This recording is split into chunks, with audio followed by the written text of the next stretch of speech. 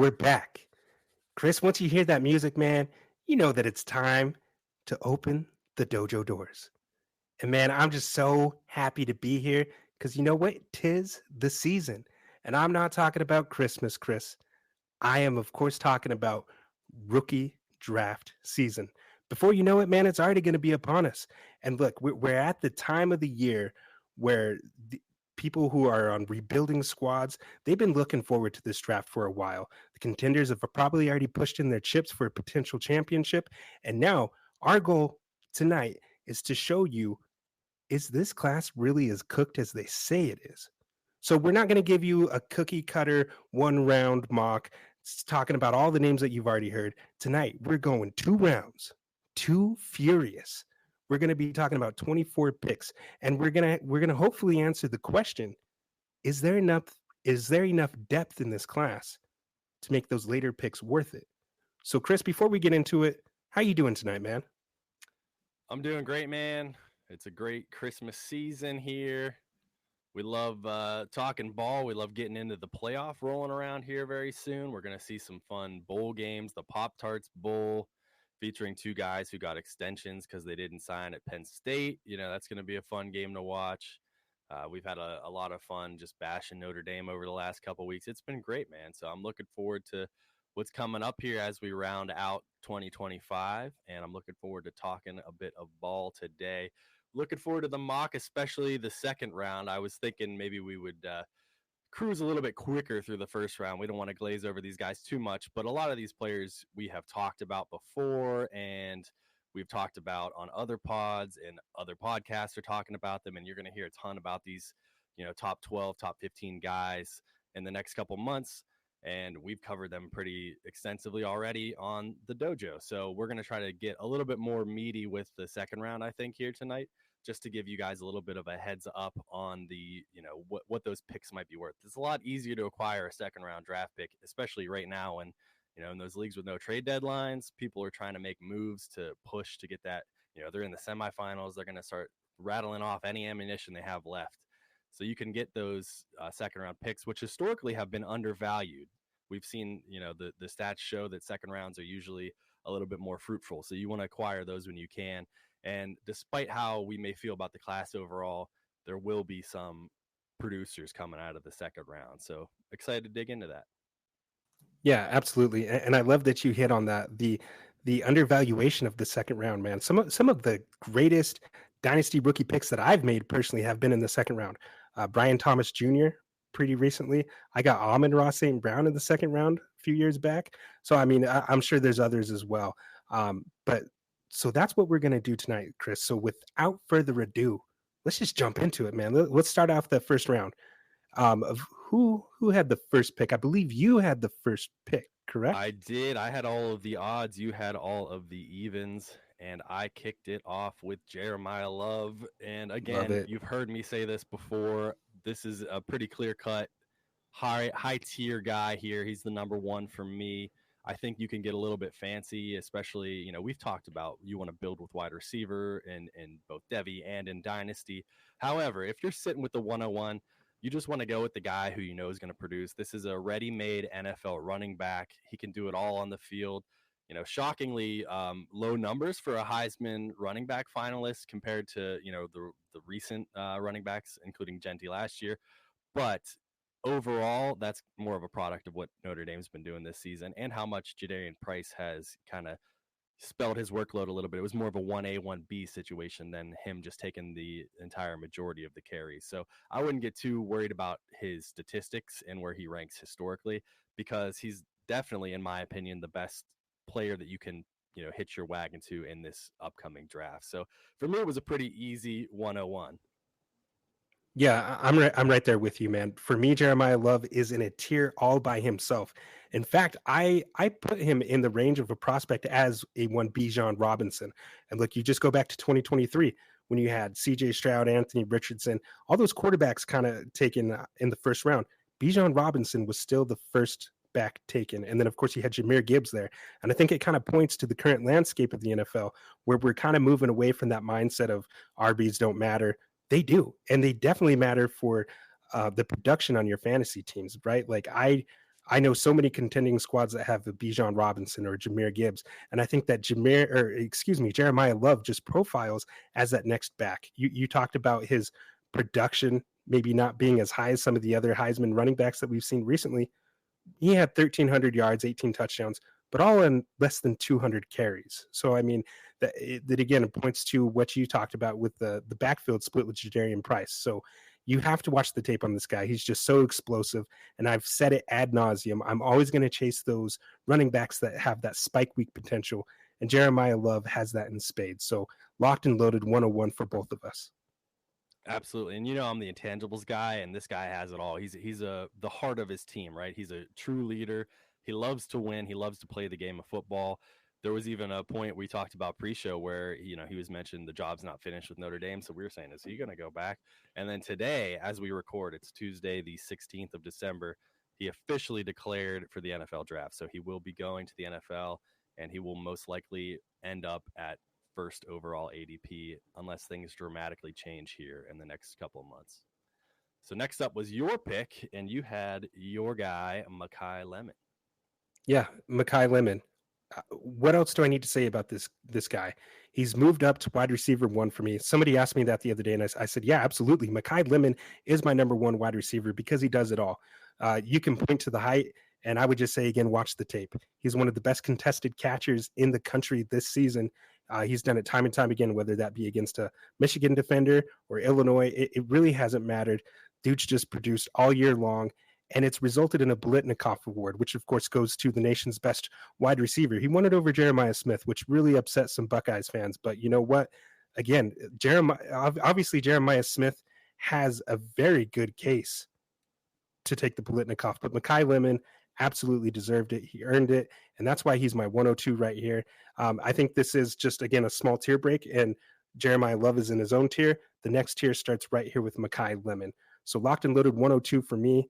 I think he's going to be a PPR machine. Everybody, myself included, comps him to Amon-Ra St. Brown, and you see that in his game.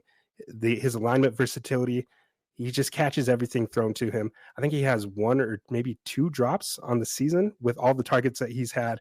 It's just been truly incredible. I'm going to miss him as a Trojan fan, but I am very much looking forward to seeing him continue to produce in the NFL. And I think he's going to be the next wide receiver that enters as a rookie and just is able to produce immediately. So he's going to be a plug and play player for you on your dynasty teams.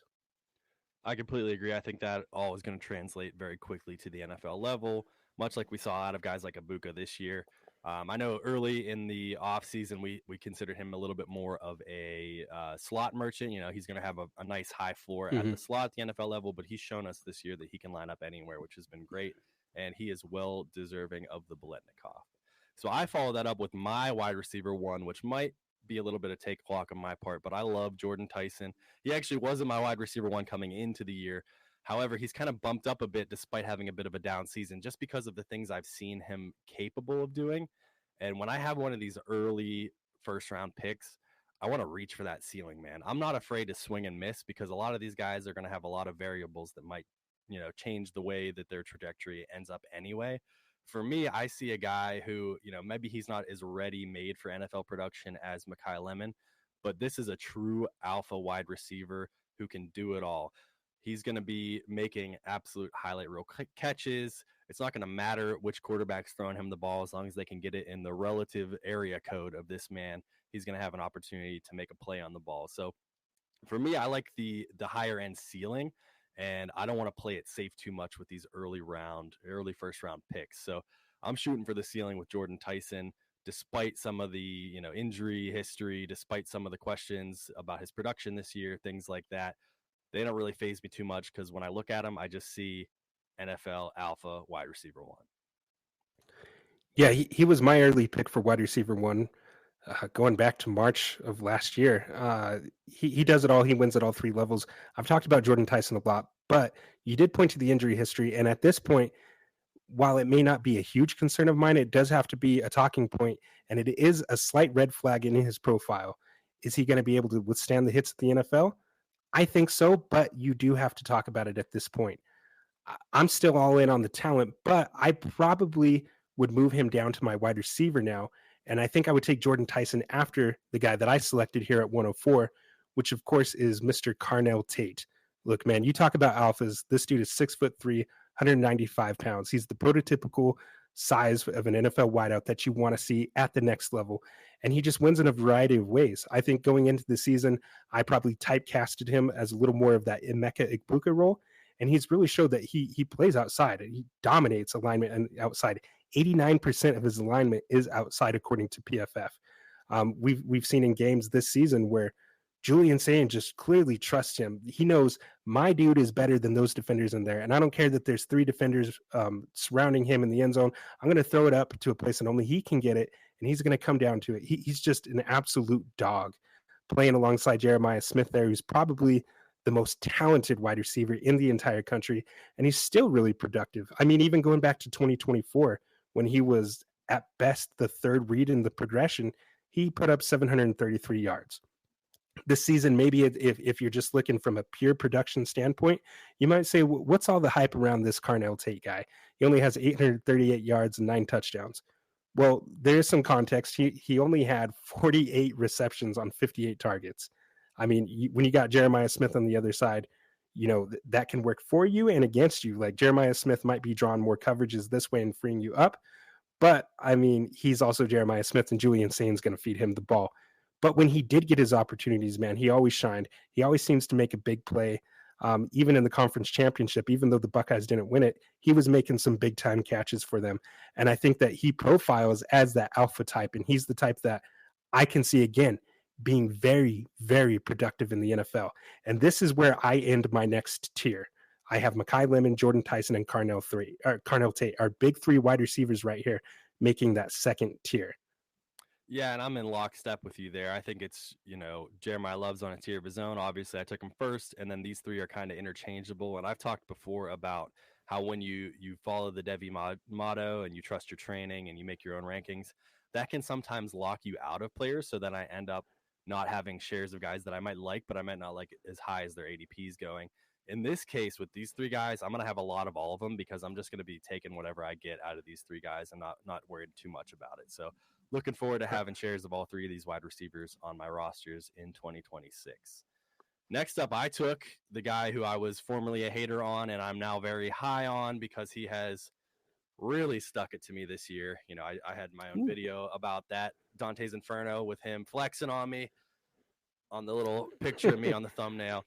He's been phenomenal this year, man. It's not a guarantee he's going to the NFL. We're still waiting to see what's going to happen there. For a while, we were thinking he was going to go back to Oregon. Now we're thinking maybe he won't because his offensive coordinator left.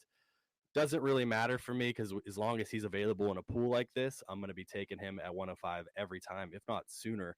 If I have a quarterback-needy team, I would float. I mean, I wouldn't even necessarily be too worried about grabbing him at 101 if you're desperate for a quarterback because I'm that much of a fan of his arm. So I think that he's one of those quarterbacks that isn't necessarily going to translate to every NFL offense. However, if he gets a smart enough coordinator who knows how to maximize his game, who knows how to get receivers running the right routes for him, his cannon arm is going to be able to just really showcase itself. He's a smart leader. He's a smart analyzer of the defenses. And he's just got the quickest and most amazing release of any quarterback I've seen in quite a while. And it's a beautiful thing to watch. So I like the talent for him much more than I did any of the quarterbacks in the last class. I think he stands right up there with, the CJ Strouds and the Bryce Youngs of the world, when we're talking about a couple of drafts ago. This is a quarterback who in Superflex, you're going to be tempted to want to take higher than any of those wide receivers. So happy to take him at 105. Yeah, 105 for a quarterback in a super flex format feels like a steal to me. And I'm right there with you, man. He's my quarterback 1. CJ Stroud is a really good comp for him as far as like play style comp, I think, because he's just always going to stand in the pocket, that quick delivery, like you mentioned, pinpoint accuracy, man. I mean, 72.5% completion percentage spikes up to over 81% on the adjusted completion percentage. And that's really just his game, right? He had such a good understanding of the Wilstein offense that he knew where the ball had to go at all times. And that's what he's going to be able to do in the NFL. I think that his intelligence is probably his greatest strength. And so you're going to be able to see that translate at the next level. You did talk about his offensive coordinator, Wilstein, leaving to become the head coach for Kentucky. And I absolutely do believe that that opens up the door for him to enter the NFL draft. I've talked about this on a few other shows. Why would you stay at Oregon, right? You are going to make some money, but why would you stay there and risk it? Of course, like the head coach there, Dan Lanning, has a very good track record of finding good offensive coordinators, right? He had Kenny Dillingham before Will Stein, and then of course Will Stein there. So there's a likelihood that he could have a good offensive coordinator that could fit him. But at this point, why risk it? Of course, he doesn't have the experience that you like to see of, Right. of these quarterbacks entering the draft. But at this point, I think that his intelligence is going to give him kind of a leg up in entering the NFL draft, and of course playing potentially as a year one starter. So I love the pick, man. He's definitely my QB1 of this class as well. Going on to 106, I chose another quarterback, and this is Mr. Fernando Mendoza. Mendoza officially won the Heisman. And the reason why he falls here, and the reason why he's my quarterback two of this class, is just simply when we're talking about fantasy here, I don't think that he has any of those elite traits. He does have some rushing utility, but I'm not convinced that it's nothing special. And I'm not convinced that at the next level, it's really going to be anything conducive to fantasy points on your roster. He has an average arm and things like that. But what makes him so great, I've talked about this a lot, it's just simply his toughness, right? We saw this against Ohio State in the conference championship there for the Big Ten. First play of the game, boom, dude takes a big hit, a big time hit, and he's laying there. He has to leave the game for like a couple plays, and his younger brother has to come in and play quarterback for a little bit. But of course, in typical Fernando Mendoza fashion, he comes back and he plays the rest of the game, and he makes clutch throws. That's just been the theme of this season for him, where he's tough, he puts his body on the line for his teammates, and he makes the clutch plays when he has to. And so that's what I really love about Fernando Mendoza. I think that he would be an excellent quarterback three on your roster, starting off as a rookie and potentially a quarterback two. But I don't ever see him being a top 12 quarterback. But this is fine. For 106, if you need another quarterback, this is a good spot to take him. And one of my good mentors has always told me, when you're looking to trade, if you're looking to up tier and get another quarterback, it often takes a quarterback to acquire another quarterback. So if you're even looking to just use him as a trading piece, I think that this is a good spot to take him. Yeah, quarterbacks are always going to gain value in Superflex. You know, people get caught up in the rookie hype and they want to take these guys that are flashier, the wide receivers, the running backs, yada, yada. But then you end up with a quarterback on your team, and there's going to be a window for you to sell him at some point prior to September when actual games kick off. So Fernando, again, we talked about intangibles. He's just a true leader. I think he's got a very, very safe floor. I think he's got a nice long career ahead of him at the NFL. He's got at least a 3 or 4 year starter future for him at the NFL, which is what we're looking for out of our dynasty quarterbacks. Even if he only ends up being, you know, a quarterback two, if you have a contending roster, there's a really good shot that he's going to be around for a while. I think he's kind of like a Jared Goff in that sense, where maybe he's not, you know, light up the scoreboard every week, but he's going to be a productive long-term member of your dynasty squads. And both of these guys are going to have a chance to show here in the playoffs. You know, maybe they could rise up the draft boards a little bit as well with some more highlights, but they've both done really well this season. Next up, I took the second running back off the board, a guy that you have kind of put onto my radar more and more. For a long time, I had Jonah Coleman as my RB2 in this class, and we'll see him appear here shortly. Justice Haynes is another guy who's kind of in this tier of running backs right here. But for me, I wanted to kick off that tier with Emmett Johnson. After watching more and more of his tape, he just looks fun out there, man. He's, you know, I think you called him slippery at one point. He might not have that, you know, true elite breakaway speed, but he's going to get chunk yardage. He's hard to bring down.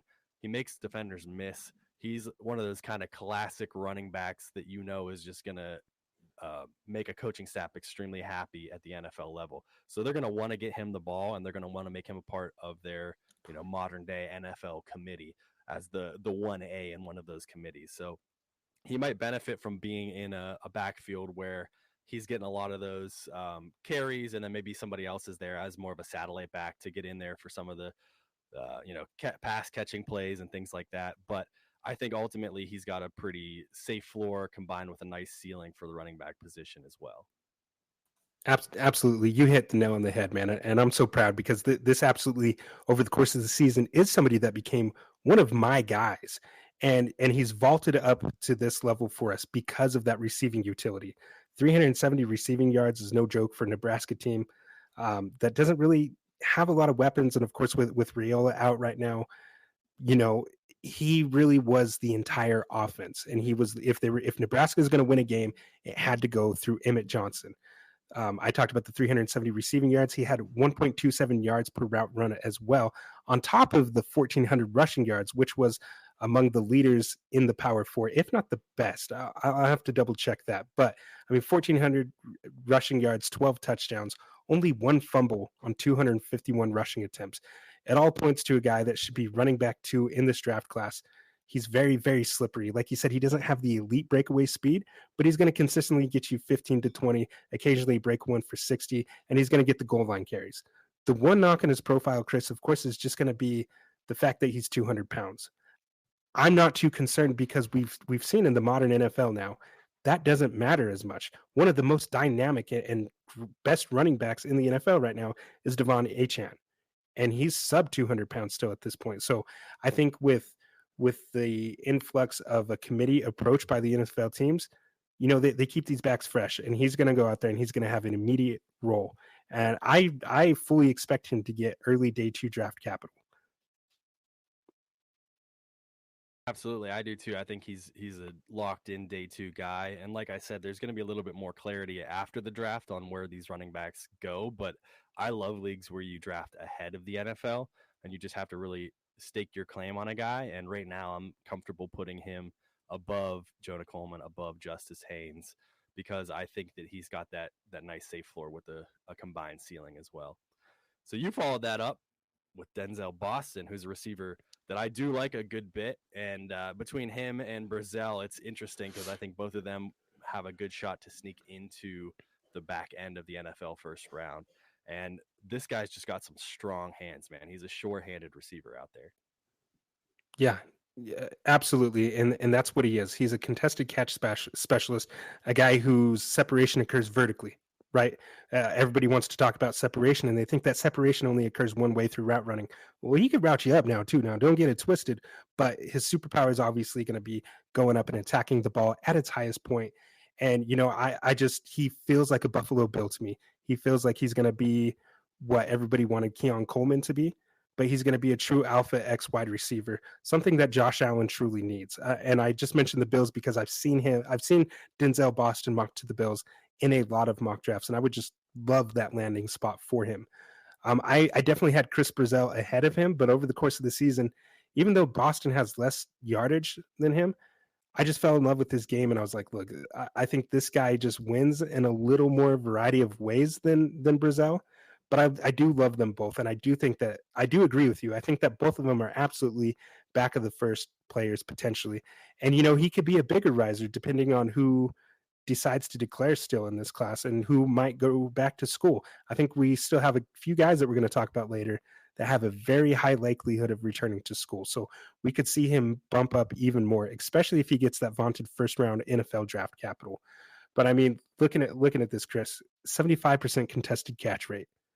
My dog, like that's exactly Yeah, what that's Josh great. Allen needs. And he's going to be definitely one of the guys I put a bet on for leading rookies in touchdowns next year because he's going to be a nice red zone threat. He's going to be a guy that, you know, especially if he goes to Buffalo. Like you said, Keon's a great comp as far as what they were looking for and what they might find if they end up taking Denzel.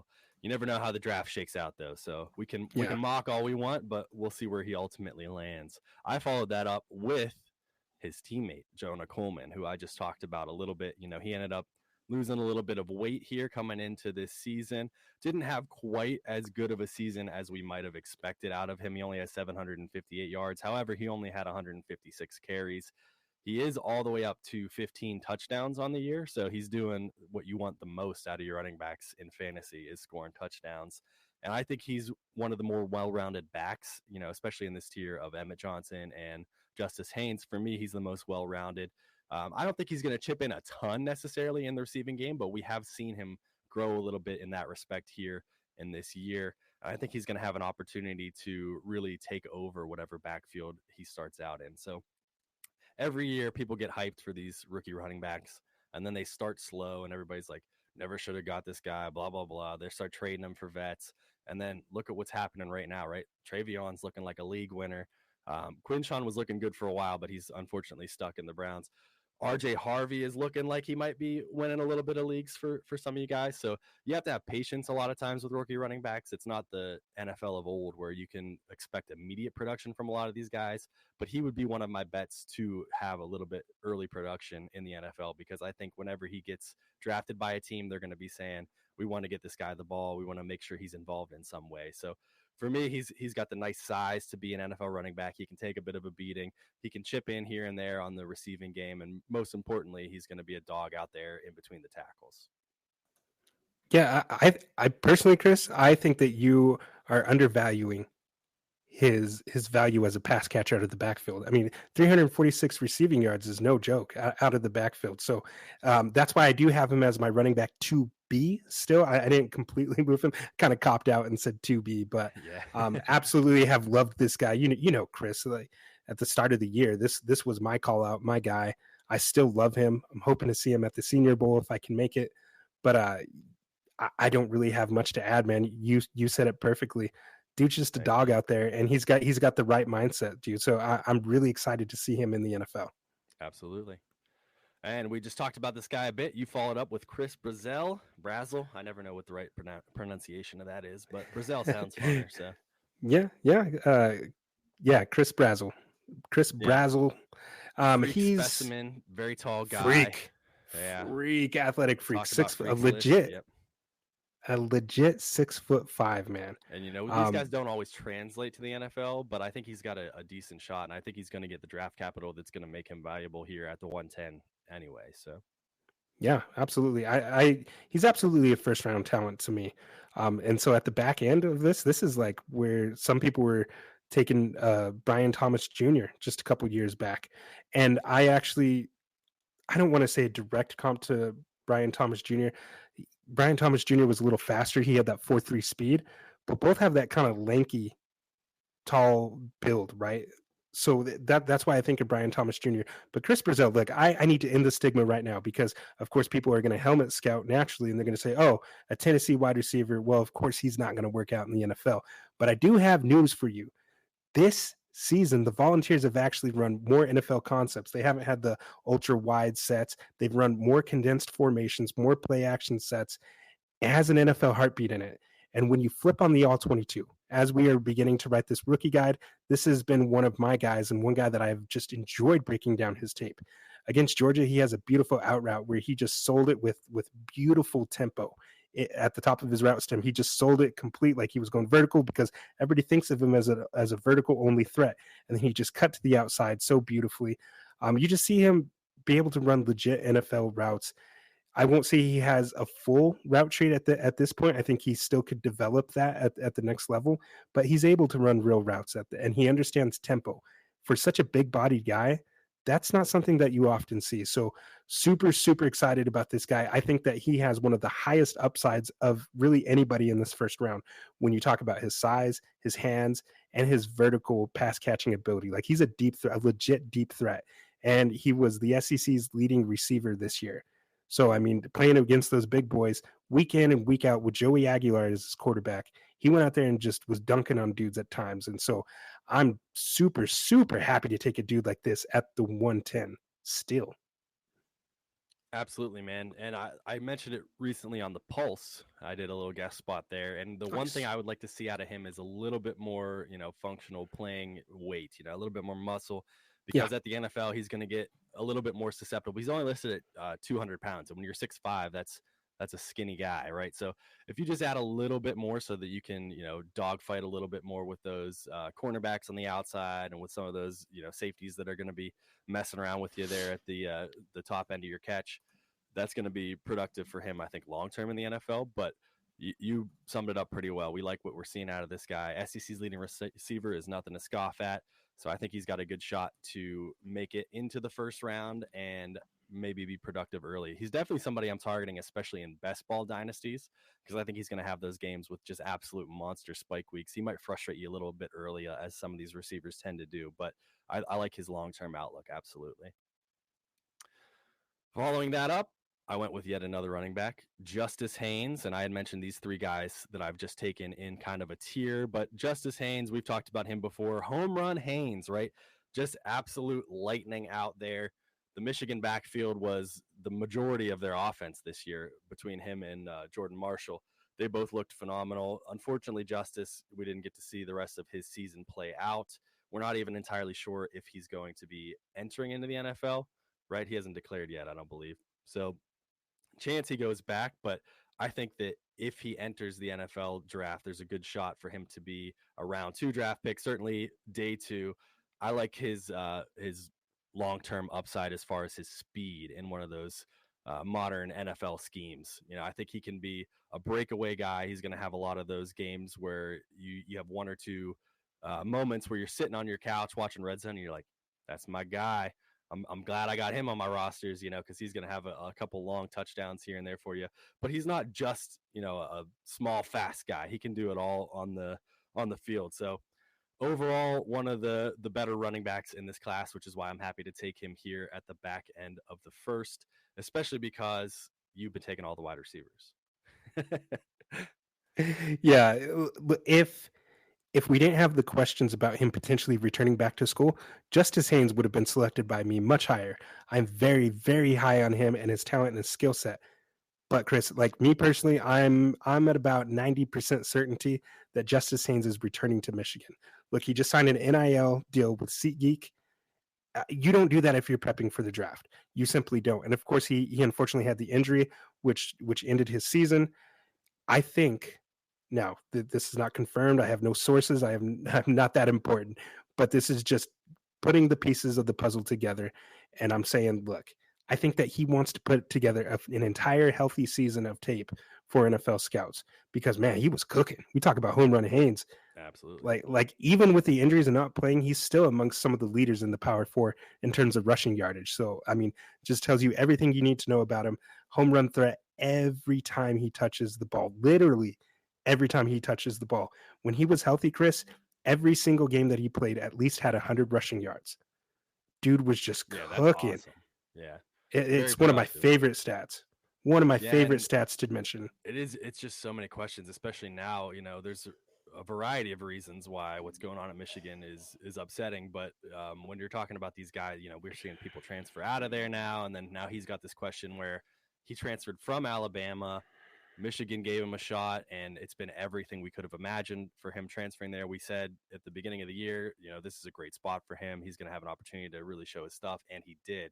So it might make sense for him to go back, and I would like to see him go back there to a similar offense and do what he was doing again for a full season. But you never know, man. It's just the modern college game. Like maybe he'll just say, it's too much of a mess in Ann Arbor right now. I'm going to see what I can do in the draft. Who knows? But yeah, with the SeatGeek thing, maybe he's prepping to go back to school. And rounding out the first round, you took Kenyon Sadiq, tight end out of Oregon. Yeah, wow. Who would have thought that they'd see me take a tight end in the first round, right? Not Absolutely, me. Yeah. Not me. I'm always Mr. I'll wait on tight ends. But this is a guy that's been getting too much buzz as a potential first round NFL draft pick for me to just discount and put him in the second round. I was probably a little slower to come around to him than you were, but I mean, there's no denying his athletic ability. Dude's just a freak out there. He doesn't have like he's not the biggest tight end. He's only 6'3", relatively short for a tight end, but he's more like a wide receiver out there, and he's just yoked up. Like, dude's an animal out there. Against my USC Trojans, unfortunately, he was dunking on us, man. He's not the best pass blocker, but I think he does a good enough job. But where he's going to make his money in the NFL is as a route runner. Line him out in the slot. 53% of his routes were out in the slot. And I've talked a number of times that at the tight end position, that's a fantasy gold mine, right? You want those guys that are lining up out wide or in the slot or that you're able to motion. And those are all things that you saw with Kenyon Sadiq. There's a couple other tight ends in this class too that I think are going to be some sneaky values because they present a lot of the same upside and a lot of the same utility that Kenyon Sadiq does. But I think that Kenyon Sadiq is just going to tear up the combine, man. I think that he's going to be one of those guys that during the Underwear Olympics, his stock is just going to catapult. And you're going to be like, wow, imagine this guy, going potentially to the Kansas City Chiefs as the heir apparent to Travis Kelce. Like they're going to be picking high enough. They can select one of these guys now. And I mean, that's a scary thought for me personally as a Broncos fan. But I mean, if you get him in a right system that's able to use him creatively, like what we've all begged Kyle Pitts to be used as for years, and we're finally starting to see that now with some injuries. If you can use him more as like a big slot wide receiver rather than the prototypical hand in the dirt inline tight end, I think that that's where he's going to find his success. So a lot of his potential upside in production, I think, are going to be dependent on landing spot.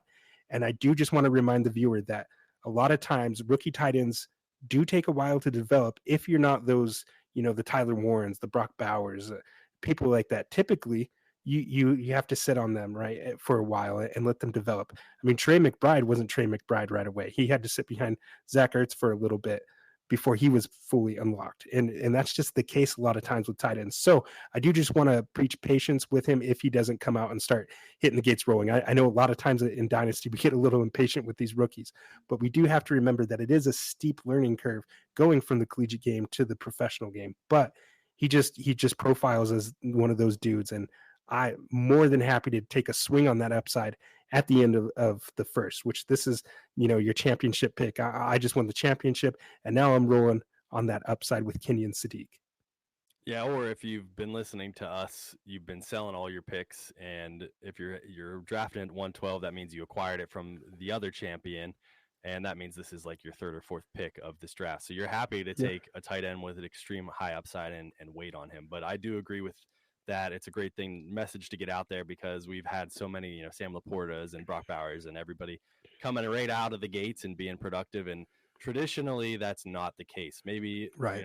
that mold is breaking a little bit, but not everybody is capable of that at the NFL level. So when you're taking a tight end, you have to be willing to say, all right, I'm doing this for long term, because if his value dips for a bit, you just got to ride it out and wait for it to happen. Moving into the second round, a guy who I have been high on for a while now. If you listen to the dojo, you've heard me talk about him. Jeremy Bernard, Alabama's wide receiver one, much to the chagrin of many Ryan Williams fans out in the world. This guy has developed a tremendous rapport with Ty Simpson. And that's, I think, the biggest key to his game is that he's an extension of the quarterback out there at the receiver position. He seems to have a very good rapport with his quarterback. He seems to know the game extremely well, and it is a very cerebral, game position to play. A lot of these, running backs you can plug and play, and they're not doing a whole lot. They don't have a ton of offensive concepts to learn, but when you're running all these different routes, you need to know what's going on around you. You need to know where the defenders are going to be. You need to know what routes other people are running so you're not crossing into them.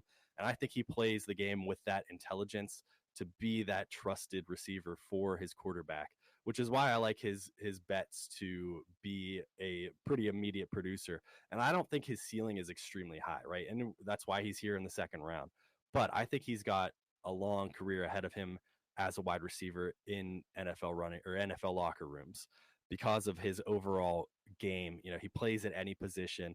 He was taking some touches out of the backfield before. So I had jokingly comped him to that Debo role that everybody seems to be. We're always looking for the next Debo, right? And then Chris Bell, God rest his soul, he's injured, unfortunately. But Chris Oof, Bell kind of hurts. took over the popular Debo rule, theme there. But Jeremy Bernard can do it all, and that's what NFL teams are going to look at. They're going to admire, and he's going to be taken a lot sooner than you might expect. So I think that he's probably a round two guy, definitely a day two guy. I like him to have a long career and, not be one of those guys that's, your alpha on your championship dynasty roster, but a guy who you're happy to draft here in the second round and have on your team for a long time. Yeah, absolutely. And for anybody who's not familiar with Jeremy Bernard, he was a Kalen DeBoer recruit out of Washington. And when Kalen DeBoer got the Alabama job, he did follow suit with him. And I did like the little Ryan Williams shade there, right? He just became the number one target earner in that offense. And of course, we all projected and expected Ryan Williams to be the dude this year. Of course, right? He flashed as a 17-year-old. And this year, he's really had issues with the drops again. And you haven't seen that with Jeremy Bernard. And I think, we've talked before, he really earned that trust to Ty Simpson. He's just a really intelligent route runner. Like you said, I agree with you. I don't think that his upside is the highest as a lot of these other wide receivers that we've taken already, but he's going to profile as like a solid wide receiver too. I think like he's always going to be open. He's always going to be consistent. And what I've liked, Chris, is that he's been clutch. When Bama has had to go down and win games, who does Ty Simpson look for? And it's always Jeremy Bernard, and he's typically making the touchdown to win a game. We've seen that multiple times. Or like you mentioned, out of the backfield, he's able to be used in a variety of ways. That again, if you get this guy with the right type of system or play caller, he could really, really flash. But moving on to 202, and another guy that I think just has a lot of utility in his game and just a variety of ways that you can use him is Mr. Casey Concepcion. Now, this is a guy that flashed as a freshman at NC State, right? He flashed right away immediately with 845 yards and 10 touchdowns. And then, of course, he had the down year. I think some injuries there the second season, and then he transferred to Texas A&M. And you've just seen him be able to do it all there. I mean, he was kind of typecasted as like a gadget only type of guy, but he's playing 65% of his slots out wide. And man, running deep vertical routes, along as a boundary X wide receiver, you've seen him flash a type of toughness that I hadn't seen before. I've seen two different times on film so far that I've watched him where he beats the defender with his speed release off the line and he's got him cooked, and you see the safety coming over to take him over the top, and you've seen Marcel Reed have to layer the ball over the cornerback, and with the safety bearing down, he has to stretch out and make the a hands catch will stretched out with the safety coming down and making a big time hit. Did not drop the ball on either of those reps that I saw, flashing strong hands and just a type of toughness that I didn't think that a guy who's only 190 pounds and like maybe 5'10, 5'11, like he's not the biggest guy out there. He's kind of a scrawny looking dude, but dude, just he's so tough, great route running, can do a lot of things. And this is a guy that I think I personally would love to see the San Francisco 49ers draft him because of all the different ways that Great they can idea. use him. Yeah, and with Ayuk, doing whatever the hell he's doing, I think that Casey Concepcion could be a guy that just profiles immediately as a day one starter and contributor, not only for their team, but for your fantasy rosters as well. So a guy that I'm shooting for upside here, and I think that he could be one of those second round steals that we talked about at the top of the show. Yeah, he was a little off my radar entering the season, but as the season grows, he's gaining more and more steam for my rankings as well. I think this is a perfect spot to take him. He just won the Paul Horning Award for most versatile player in college. He returns punts and kicks, and like you said, he can line up all over the place. He's got that deep threat ability, but he's also a crazy yak monster. So you just get him the ball somewhere short, and he's gonna do his thing out there. So I really like him. He's another guy who's gonna have a chance to show his stuff here in the playoff coming right around the corner. So potentially rising his draft stock. But I think he's probably one of the best bets to be, a quote unquote sleeper out of this draft class. If you're talking about those guys, as you mentioned previously, that, the BTJs of the world that weren't quite as high on people's radars and suddenly they just burst onto the scene and they're doing a lot. This could be that guy because the stats haven't quite been there like they have for some of these other wide receivers so far this year.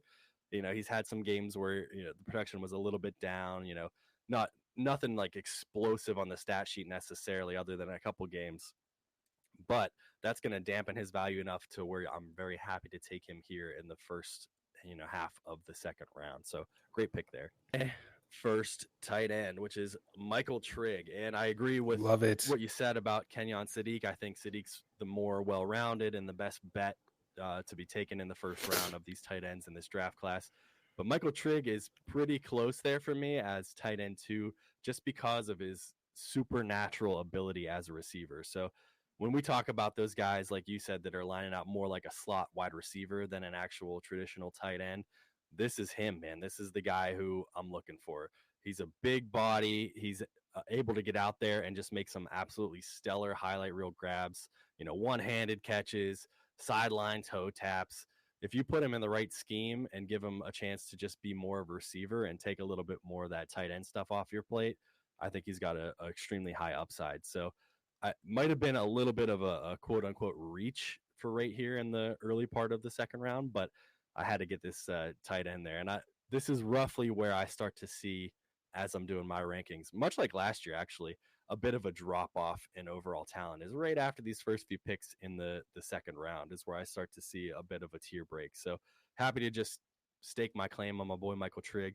he's had a long road to the NFL. If you've played Debbie for Yes. a long time, you're much aware of his peaks and valleys, in his Yeah. stock moving forward. But I like where he's at Man, now as a producer at the in the fantasy world. he's just a dog, man. Like sometimes you just need those type of players. Dude might not be as fast as Kenyon Sadiq, but he's every bit the athlete, and he's every bit the contested catch specialist, if not more. Like I think Michael Trigg might be a little better of a receiver than Kenyon I Sadiq, would agree. and Yeah, that might surprise some people. But just watch the tape, man. You'll see it. Dude's incredible out there with the one-handed catches, even one-handed going low, right, having to dive with the defender around him and just scoop it from the ground, like those big, massive, meaty hands. Man, it gets me going. I Gets me love it. going. And of course, Fight On Trojan fan over here. He was originally a recruit with us with Lane Kiffin and the boys out there. Good friend of Jackson Dart. Him and Jackson Dart both transferred to Ole Miss. Fortunately, it didn't work out for him at Ole Miss either. He dealt with a lot of injuries and suspensions at multiple places, multiple stops, and finally in 2024 gets to Baylor. Kind of the same thing to another injury and occurred, and then now this season at Baylor, his final year of eligibility, you've really seen that upside now that we've all been waiting because he was a Perfect Debbie time to darling. peak. Perfect time to peak right before the draft, man. And he's been a Debbie darling for a while, and I'm just so proud of the kid. I think he's finally got his head on his shoulders. I think he's on the right path, and I'm just so happy for him. Absolutely. And next up, we have a little bit of a caveat here because you have Carson Beck, but you could talk a little bit about that. Yeah. I was going to go with another quarterback, Jaden Mayava here, but we did hear today that he's actually returning back to school, which I think is a really good choice for him. So I went with another guy that I think could be a potential good value here in Mr. Carson Beck. Now, look, I know he's got the little funny look, and people love to hate on this guy, you know, but the fact of the matter is, Carson Beck is a really accurate quarterback, and I think that in the right system, he he could be a potential starter. Now, I don't think it would be wise for him to start right away. I think that he still has some holes in his game that he needs to refine. But I mean, you never know with all the potential. Look, let me rephrase it. Let me put it this way: with the way this quarterback class is now looking, which is pretty thin at the top, Carson Beck could be the guy that just profiles as the QB3 of this class. And we've seen in recent history the second round quarterbacks taken, which is where I think Carson Beck would be taken in the NFL draft, is the second round. We've seen now these guys go out and have success. Most recently, now Tyler Shuck is getting his opportunity, and he's played well, right? Of course, the best one that you're going to be able to look at is your Jalen Hurts, second round draft pick. Like there is a chance for these second round quarterbacks to make it in the NFL, and I think that if given a chance, I think Carson Beck could maybe make something of it. He's not my favorite prospect. This is more of just playing the super flex game. Like, okay, I could potentially get the quarterback 3 taken. Do I want to go with wide receiver 9 of this class or QB 3? I'll shoot for the upside in a super flex format. Yeah, and he's shown a lot of growth this year. Obviously, Miami's become the place that everybody's mocking all these transfers to because of their ability to take these quarterbacks and reshape them and remold them.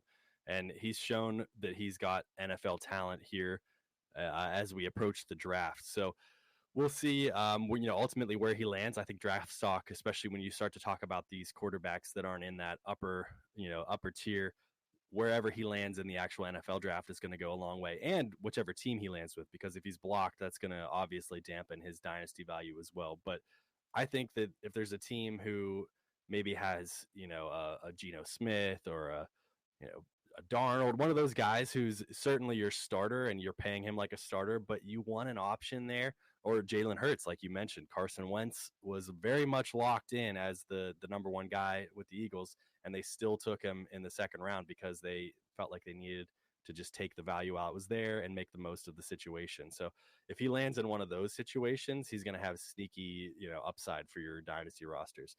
And we've seen a million injuries, especially to quarterbacks early this year in the NFL. So there's always a chance for these guys to get on the field. And he's got one of the best bets to be one of those top 5 quarterbacks taken once we start to talk about, getting away from the Dante Moores and the Fernando Mendozas and those guys. So definitely a good spot for him right here in the super flex, with the caveat being you probably wouldn't have taken him at 204 if Mayava hadn't Yeah, declared we needed a no, plug and play real quick. yeah. Moving on. Next up, I took Hollywood Smothers. I seem to be Love taking it. a ton of running backs, You but do. I kind of You love that do. strategy with these picks. If you don't love a wide receiver, just grab running backs that you like. And I love watching running backs play, man. And I Me too. especially love Hollywood Smothers because Hollywood out of NC State is just extremely fun to watch. I saw somebody on Twitter say he glides, and glides is a great way to put it. Like he makes cuts like a hot knife through butter. He's just moving out there and he's doing it at high rates of speed too. So this isn't a stop and go type cut. There's a guy in front of me. I'm going to move so fast. He doesn't even know what he's doing. He's going to be tackling air. So love watching this guy. It looks like he's playing Madden out there, just mashing all the different buttons, the juke button, the hurdle button, whatever it takes to get past these defenders. And he plays with a lot of moxie. He just doesn't want to give up Mm. on a run, which could come to hurt him in the NFL. So he might need a little bit of coaching, but hey, maybe step out of bounds instead of trying to make that last second cut to get another couple yards. But I love that heart out of him playing in the ACC right now. I think that he's one of the more underrated running backs currently in this draft class. So looking forward to seeing him at the NFL. Yes, sir. And at the 206, look, Chris, if you're going to take all the running backs and keep letting these wide receivers fall to me, then I'm going to take my shots right here. And 206, I had to take Elijah Surratt from Indiana. That's Fernando Mendoza's wide receiver one. He did deal with some injuries. So if you're just box score scouting, if you're just looking at the raw numbers, his 687 yards might not look like, the best, but he has 12 touchdowns. And there was multiple games where he had 3 and 2 touchdown receptions because the way that they play in this offense, Fernando Mendoza's best throw that he has in his tool bag is the goal line fade. And Elijah Surratt was just the perfect complement to that throw. And you saw that so many times when they're on the goal line, it was almost automatic, especially even going back to not SEC, the Big Ten Conference Championship game against Ohio State. You saw Fernando Mendoza when they had to get that touchdown. Who did he look to? It was Elijah Surratt. And of course, Elijah Surratt made the play. So again, I'm going to go with upside because I think that Elijah Surratt could be a very good complementary piece to an NFL team and potentially get more playing time. I don't think that he's ready to go out and dominate day one, but this is a stash on the upside because I've seen the talent, I've seen the tape, and I've seen this dude just ball out in the most important moments of those games. And for whatever reason, that clutch gene seems to translate no matter what the position is. And this dude has shown it to me. Him and Fernando Mendoza have an excellent connection. And it wouldn't surprise me if this is one of those cases where a team drafts Fernando Mendoza at top, and later in the second round, they're like, all right, we need to start surrounding our boy with some weapons. And he's like, go get Elijah Surratt. I would not be shocked at all to see that happen. But who you got at 207, Chris? We kind of need to pick it up a little bit. Yeah, I like Surratt. Great pick there. I have Eli Stowers. So we talked about tight ends already, and this guy is extremely close to these other two. I think that Yeah. Sadiq is a clear-cut one, but I don't think that Trigg or Stowers is very far behind him. And you had talked about him being the Mackey Award winner, when we were doing our mock. And I made a joke about Nick O'Leary, Nick O'Leary won it. But realistically, when you look at all of the Mackey Award winners of the last 15 years, there's only one that I could have pulled out of my hat to say that they're not going to be productive at the NFL level. So he's been the best receiver for Vanderbilt this year. And we've all seen the season that Pavia's had. We've seen the season that Vanderbilt's had. And he's really benefited the most, I think, from that growth as a team. And he's part of the reason that the team is growing. He's just making ways to get open out there. He's being one of those tight ends I've talked about before. When you're not talking about these uber talents, the receiving talent of a Michael Trigg or a Kyle Pitts or any of these guys, and you're starting to pick off these tight ends in tight end premium leagues, you want to look for guys that are going to have a role in an NFL offense because tight end is such a desolate position.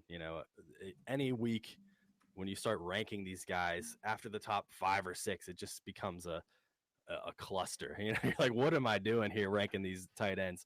So you want to find a guy who is going to develop chemistry and develop a reason for the coaching staff to get the ball to him. And that's exactly what Stowers does. So overall, he's been on people's radars as one of the potential top tight ends in this class, and for good reason. So I'm happy to take him here at 207, especially as tight end premium becomes pretty much the standard, at least in the circles that I run in. I'm right there with you, Chris. And I mean, I think it's important to note that Eli Stowers is a former quarterback, right? He's still relatively new to the position, and he was uber productive there for Vanderbilt. Like you mentioned, a big reason for their newfound success there. I do define him as one of the program changers there for Vanderbilt, and the reason why they're able to land, the number one quarterback recruit in the country in Jared Curtis for them now. Of course, when he flipped his commitment from Georgia to Vanderbilt. 5 years ago, man, you never would have heard that sentence. A five-star quarterback flipping from Georgia to Vanderbilt, that's unheard of. And I really give a lot of that credit. People will point to Diego Pavia, but I think Eli Stowers is definitely one of those guys. And I think he's going to be a steal because he's a lot of people's tight end one for good reason. Very, very talented. And I love the pick there at 207. But moving on at 208, I have a running back here, Jadarian Price. Now, we all know Jeremiah Love, and this is his running mate. And Jadarian Price might not be on Jeremiah Love's level yet, but he's pretty damn close, man. He's very explosive, an intelligent runner, super fast, a threat to take one to the crib on any given carry. What I love though, man, is he turned down a lot of offers last season to go to other programs and kind of be their guy. And he turned it down, and then he's returning punts and kickoffs for touchdowns against the Trojans, for Notre Dame there, and which little bit of pain there for me. But it's just very, very elusive too, can be at times. But he runs with a physicality that you probably wouldn't expect from a back of his play style. However, with Jeremiah Love now entering the draft, I think that Jadarian Price is one of these guys that is likely to return to school, and he's going to have his opportunity to be the guy now and potentially vault his draft stock. So I don't think that by the time the draft rolls around, I don't think he's going to declare for the draft. So I'd probably look at somebody maybe like an Antonio Williams or something here. But if he does declare, 208 is a freaking steal for this kid. He's so I would talented. agree. Yeah, I've seen him as high as the third running back on some people's, in this upcoming class, Yeah, some people's rankings. So he's good. he's very talented, much like we talked about with Justice Haynes. I think it would behoove him to go back to school and be the guy and put up an entire season of tape as being, the number one dog there, not having the shadow of Jeremiah Love looming over him, because there's a real shot for him to gain a lot of steam going into 2027 draft. So if he goes back to school and, does exactly what Love was talking about, unfinished business, I think he's going to have a lot of people really buzzing him up as the top running back in next year's class, potentially. Agreed. I followed that up with Brendan Sorsby, who, tell me if you've heard this before. We think he might not declare, but I wanted to keep him here for the reason that I think he's got a lot of talent. And especially after Maava declaring, he said he's putting his name in the portal to transfer from Cincinnati, explore what's out there. I think it would behoove him to go back to school. However, he's also exploring his draft stock. So he's got agents sniffing around a little bit to see, what would be the case if he does enter the draft. And because of the overall lack of talent and depth in this quarterback class, I think there's a good shot that maybe he hears the right thing and he says, I'm just declaring, I'm going to go. But when I look at his tape, I see some absolutely fantastic throws. I mean, he's got a great arm. He makes beautiful throws on the run, too, which I Mm-hmm. like. And we talk a lot about the running game being a part of the quarterback position that I value the most at Dynasty, because he's chipping in a lot. He's got that athleticism to be a part of a modern NFL quarterback position, where you're running the ball a lot more than you would have done 15, 20 years ago. So he's got that overall athletic ability. He's got those amazing throws on tape. He's also wildly inaccurate. So, he's had some brutal stat lines this year. So Yeah. you might see a play out of him where you're like, man, that's one of the best throws I've seen this week. And then he follows that up with two or three where you're just like, what the heck was he thinking? So ultimately, I think that if he declares, he's much better to be a project somewhere, sit behind a quarterback who's very much established, who's not going to be threatened, who can teach you a little bit, a veteran. Maybe the Rams take him. Maybe they bring Stafford back for another year or two, and he could learn from one of the best to ever do it. I think that would be the best kind of situation for him. But he does have the overall raw talent and great upside that I like out of fantasy quarterbacks. But I think his best bet would be to go to Texas Tech with his girlfriend. Yeah, that's what I was gonna say, man. I was just gonna say, man, that man ain't going to the NFL draft. He's gonna go to Texas Tech, get some oil money, I would and he'll actually be around. prefer to see him go take over Mendoza's spot at Indiana. I don't know if there's any buzz for that happening, but I think he would benefit a lot to go somewhere where we've already seen quarterbacks succeed. Established. Yeah. So I think that might be a good spot for him too. Who knows? I mean, his girlfriend is a volleyball player. If you're wondering why I'm talking about that, she just committed to Texas Tech. So Hmm. it's the streets are saying he's going to Texas Tech. We shall see. Next up, Yeah. you followed that up with my dog, the fat man, Katron Allen. Man, I love Katron Allen. I love him. I love the vision and physicality that he runs with. We've talked about it a lot on this show, Chris. You being a Penn State alum and fan, Katron Allen really took over that backfield, and I'll keep it short here because I am going to talk about his running mate here very shortly. Of course, we all thought Singleton was going to be the dude, a top end pick, and he just kind of fell off the face of the earth a little bit. But lo and behold, from those ashes arose Katron Allen, and he's just been so fun to watch, man. I think that he's another guy that he might be a late day 2, maybe early day 3 type of guy, but if given opportunity, he's going to smash, and I think he's going to complement a lead back very well. Look, this is a play on upside here because I've seen the talent on film enough to know that he's a dog, and he's going to be able to do some of that dirty work for an NFL team. I think he would be a great goal line back and potentially vulture some touchdowns from somebody else. But I just love the dude, man. I can't talk enough about him, but I'm gonna have to try because we are running out of time here. So this is a guy that Absolutely. you're Great pick. very high on. I Yeah. really just love watching Damon Clay, him and Hollywood Smothers too. And I had even mentioned it. I thought that I hadn't taken Hollywood yet, and I'm like, oh, it's tough between these two. I already took Hollywood, so Yeah. but Damon Claiborne and Hollywood Smothers are both two of my favorite running backs to watch tape on in this class. Damon out of Wake Forest is just extremely shifty. He's got lovely burst in short yardage situations where he can just make a quick move and gain some speed out of nowhere. Very dynamic athlete out there. Much like Hollywood, very shifty. He doesn't glide the same way that Hollywood does, but he makes a lot of those cuts extremely quickly and looks like a fun running back out there. So I don't know that he's got the outcome of being a true, workhorse running back at the NFL level, but I'm very excited for him to be a part of an NFL backfield and see what he can do. Again, I talked about Concepcion being a sleeper at the wide receiver position. I think this is one of the best sleepers at the running back position this year. Just go watch some of his tape and Mm. you'll be very impressed. Yeah, and admittedly, Claiborne is one that I need to watch some film on. You're the one that's put me onto him, and I still haven't really watched much of him on a broadcast level either.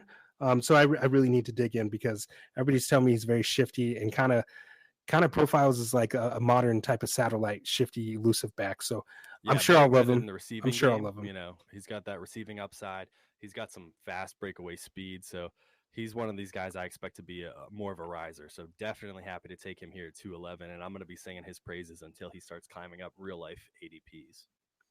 And Yeah. then you followed it up your Penn State pick with another Penn State running back. So I didn't get any of Yeah, no, I hit you with the Uno reverse card this mock draft, man. I took all the Penn State players this time, and I've been very critical of Nick Singleton and his play this season, dropping off from 1,100 yards last season to only 546 this season.